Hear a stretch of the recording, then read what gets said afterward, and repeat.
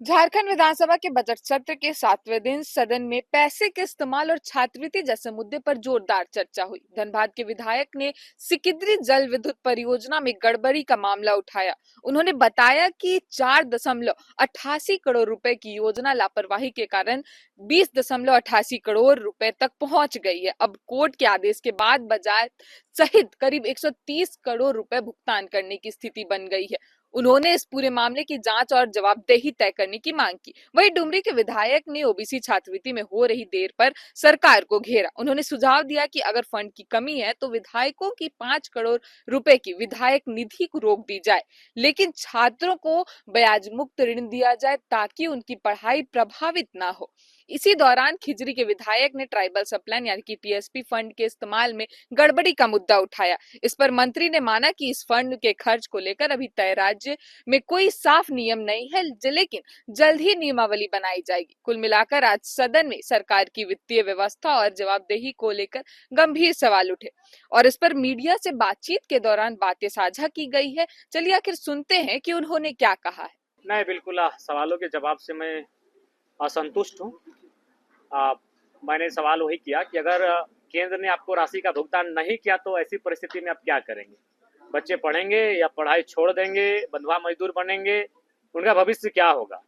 तो उनका जवाब स्पष्ट नहीं था, गोल मटोल जवाब था। देखिए, एक बात तो स्पष्ट जान लीजिए, इच्छा शक्ति का अभाव है और मुझे लगता है कि शायद ओबीसी होना ही इस राज्य में गुनाह है। पहले तो हम लोग सोचते थे कि नौकरियों में ओबीसी के साथ दुर्व्यवहार होता है कि आबादी 54% और आरक्षण 14%, ऊंचे पदों में उनके साथ दुर्व्यवहार होता है। लेकिन आज देखने को मिल रहा है कि अब उनके बच्चों को पढ़ने में भी उनके साथ दुर्व्यवहार किया जा रहा है। मुझे इस घटना से फ्रांस और वियतनाम की वो घटना याद आ रही है, जब वियतनाम के बच्चों को जानबूझकर फेल कर दिया जाता था ताकि वो फ्रांस की बराबरी ना कर पाए।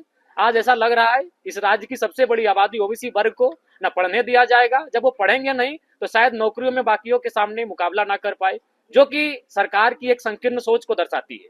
आज ये कह रहे हैं कि इनके पास फंड नहीं है, इनके पास बजट नहीं है, तो पिछले 2 सालों से मैया सम्मान योजना की राशि कहां से दे रहे हैं? यानी इच्छा शक्ति का अभाव है। आप ये केवल दोषारोपण नहीं कर सकते।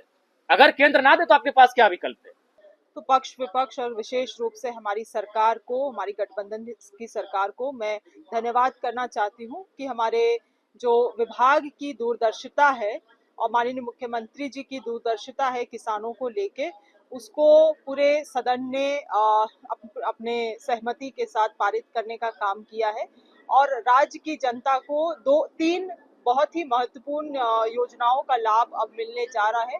पहले तो है महिला किसान खुशहाली योजना, जिसके तहत वैसे अनुसूचित जाति और जनजाति महिलाओं को इंटीग्रेटेड समेकित खेती के योजना से जोड़ा जाएगा, जहां पे उन महिलाओं को, महिला कृषकों को अवरक और गुणवत्ता बीज और अनेक चीजों का उनको इसमें समाहित करते हुए ये योजना की लाभ दी जाएगी। इसके अलावे लगातार आप लोग सुनते होंगे कि माननीय सदस्यगण किसानों की आवाज उठाते रहते हैं कि कोल्ड स्टोरेज की आवश्यकता है। हमारी ही सरकार थी, हम लोगों ने हर एक जिला में 5000 एमटी का मेट्रिक टन का कोल्ड स्टोरेज देने का काम किया और अब इस वर्ष माननीय विधायकों के अनुशंसा से प्रत्येक विधानसभा में हम लोग कोल्ड स्टोरेज देने का काम करेंगे। ये केवल कोल्ड स्टोरेज नहीं मगर एक मार्केटिंग कॉम्प्लेक्स का भी भूमिका अदा करेगी।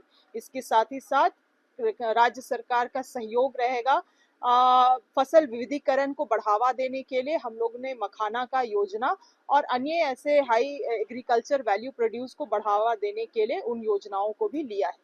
देखिए, निश्चित तौर से बड़ा सकारात्मक पड़ रहा। माननीय मंत्री जी ने जो ट्राइबल सब प्लान का जो पैसा है वो अन्यत्र खर्च ना हो, इसको लेकर के मंत्री जी ने भी गहरी चिंता व्यक्त की है और आंध्रा और हिमाचल के तर्ज पे यहाँ पे ट्राइबल सब प्लान का पैसा को कैसे खर्च करना है उस गाइडलाइन को देखने के लिए उन्होंने आंध्रा और आपका हिमाचल जाने की बात की है।